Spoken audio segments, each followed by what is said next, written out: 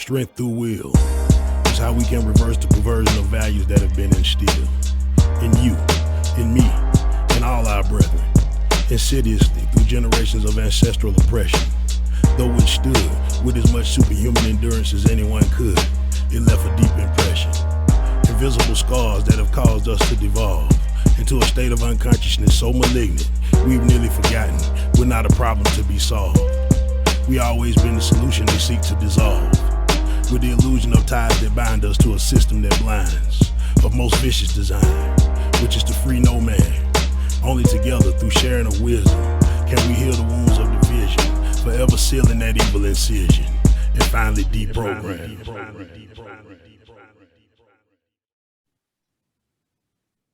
Welcome to the Deprogram show. I'm your host, RMJR. We got a very special guest in the building. If you know anything about Chattanooga sports, you better know who this man is. We got the one, the only, Coach Levar Brown. What's going on, my brother?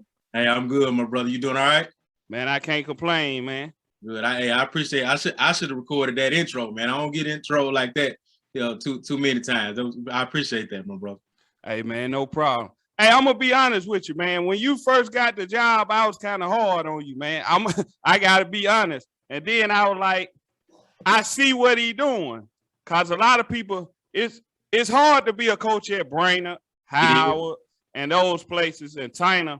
Cause the alumni, I ain't even go to Brainerd, but me going to Howard, the coaching at them schools, man, it's tough. So I salute you just for that alone. Man, I appreciate that. And you know, with the way that it began and the way that it started, following a legend like that, man, you expect that kind of stuff. And then coming into a program like a Brainerd, you know what I mean? Like you expect some criticism. You got to prove yourself, which is understood. So yeah, I welcomed it, man. I welcomed it. So let's go into that. Yes, sir. Replacing the legendary Coach Robert High.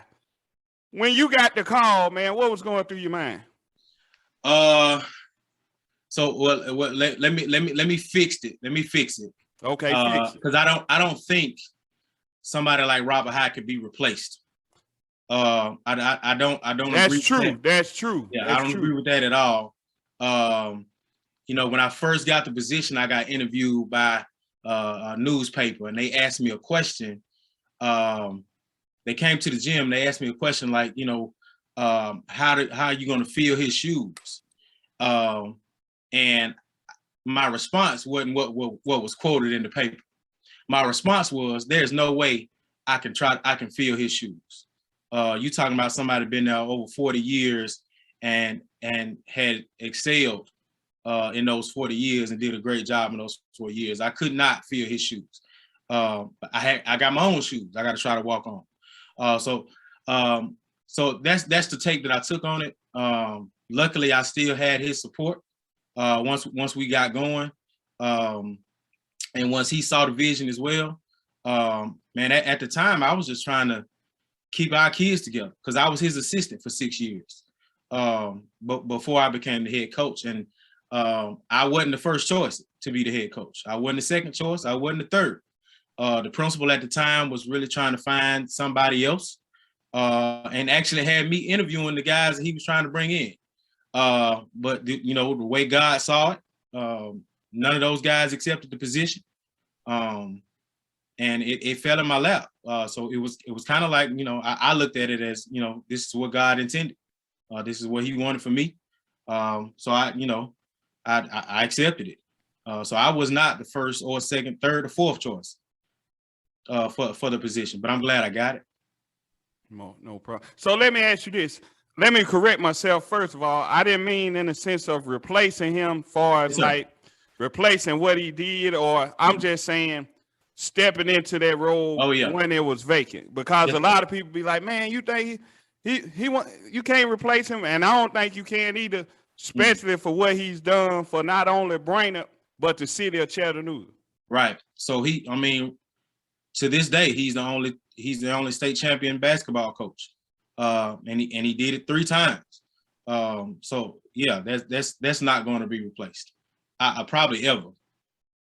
Yeah. Coachhigh legend. So walking in that building, you have already been in there, walking in, knowing that you got this heavy. A lot of people would say it's a burden, but you welcomed it with open arms. What was that team? I want to say the team you had Orlando Moore. I want to say Tipton was on that team. Mm-hmm. So correct me if I'm wrong. Y'all went to the state that year, right? We lost. Hold on, y'all lost in the sub-state that first year. Yeah, correct? We lost in the sub-state the first year. We think we went like 30-6 that first year. We lost to China 4 times that year. We lost one game in a Thanksgiving tournament, and then we lost the sub-state game. Yeah. So we went 30-6 that year. So let's go into this before we tap into that. Yes, sir. What goes into the preparation of a basketball season? Like before the season, because a lot of people don't know the ins and the outs. They think, oh man, you just show up, it's just time to coach. Right. Well, are you specifically asking for that season or just a typical season? A typical season. Okay, typical season. Like right now, we're conditioned. Our guys have to get stronger. They have to get faster. They have to get in shape to play the style of basketball that's winning basketball for our area and to compete at the state level. We have to be physically stronger, mentally stronger, and be in good shape. So right now it's conditioning season. So conditioning on the court, on and off the court, and in fundraising. That's the next biggest component, especially coming into a season after we just had with the COVID and losing money at the gate and all that kind of stuff. So going into a year like now is pretty much heavy on fundraising. So speaking on the COVID thing, are the guys kind of cautious about are we gonna play, stuff like that? Last year they were. Last year was a real concern where we gonna be able to get through a season, which we kind of did. We kind of stumbled through a season last year. We were only allowed to play district games and things of that nature. A lot of cancellations due to COVID. This year is a lot worse, man, because whatever this variant is, it's attacking our kids. So last year we didn't have any kids with positive cases. So this year we're having to deal with that now a lot more than what we had last year. So last year was definitely a frustration with not knowing what tomorrow will bring, not knowing if the team you're competing against are going to be allowed to play.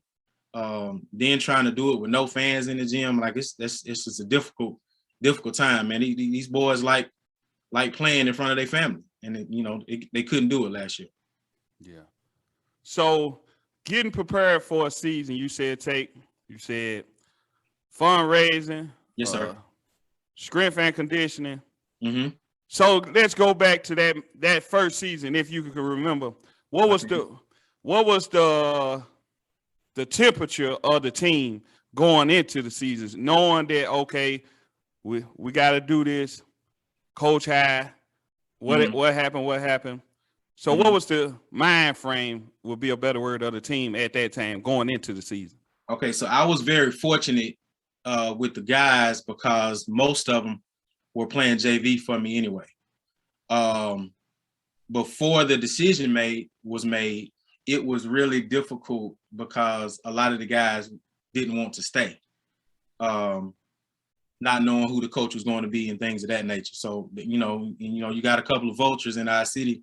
We had some really good guys on that team. So they, other schools were calling. So once we got past that, once the decision was made, it was pretty much, let's get back to it and let's prove that we can do it. We felt like we had unfinished business. We had a really good team coming back, mostly seniors. So we were excited about the opportunity, but it was taking on the attitude of let's prove people wrong. Let's prove people wrong. Let's prove that we can get it done. And I felt good about it after the season. We did extremely well. But our focus had to change after that, though. Yeah. So changing focus after that season, you came up. Did y'all lose by 2 points? I'm thinking No, we lost by 5 points in that sub-state game. I knew it was real close. Yeah. Y'all had to travel, dealing with some. Let me say this for a lot of people who don't know. When you got to go travel, coming out of Chattanooga, to go play, to go to the sub-state, I'm going to say it for you so the TSAA won't give you no hard time. Thank you. Hey, man, you got to play against the team, the crowd, and a lot of times the referees. I said, so y'all don't charge it to my brother head. Yeah, thank you. And, you know, and in games like that, your best players got to show up. They have to show up. And at that time, our best players didn't have their best game. I believe our top 2 leading scorers left that gym with 5 points total. And we lost by 5. So it was definitely a situation where we learned from it, and we had to realize that we definitely didn't want to be in that position again. So the next few years, we only had to travel once over the next few years. So we definitely learned from that experience. So going into the next year, y'all have an even better year going into the next year. Yes, sir. Let me see. I want to, because I go to the state every year. Let me see. So that would have been Orlando's senior year, the year we just spoke on, correct? Yes, sir. Okay, the next year, I don't know if you remember the record, but I know y'all had a pretty